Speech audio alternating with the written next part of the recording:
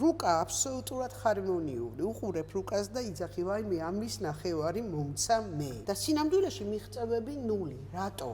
ვალუტა ქონდა მოცემული ადამიანს. კარგი დედა, კარგი მამა, შენი ჭირიმე, შენი ნაცვალი, აურა ნიჭიერი ხარ, მაგარი ხარ. ხო, მართლაც უმართლებდა, მართლაც სკოლაში პირველი იყო, ინსტიტუტში პირველი იყო, იქ ცეკვაზე პირველი იყო, მაგრამ ყველაფერი მიეცემოდა ძალიან მარტივად. ვერ ისწავლა კრიზისების გადალახვა. და კრიზისი ბუნებრივი ნაწილია ციკლის.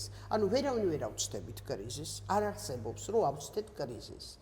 და როცა ადამიანი ვერ სწავლობს კრიზისთან ურთიერთობას, ხო? და პირდაპირ ასე მოეცემა ყველაფერი, ხო? ლანგარზე მოაქვთ ყველაფერი, ის პირველ კრიზისს რო ეჯახება, ის შოკში ვარდება, არ შეუძლია იმ კრიზისს გადალახვა და ფუჭდება. და ვხედავთ მერე 30 წლის შემდეგ ასეთ სურათს. ჰარმონიული ასპექტები კი, მისი სამყოფი რაღაცა აქვს ყოველთვის. მაგრამ დიდი მიღწევები. ჰარმონიული ასპექტები, ნული მიღწევები, დიდი მიღწევები კი არა, ნული მიღწევები ცხოვრებაში. ესე დაზიანება ჰარმონიული ასპექტებით.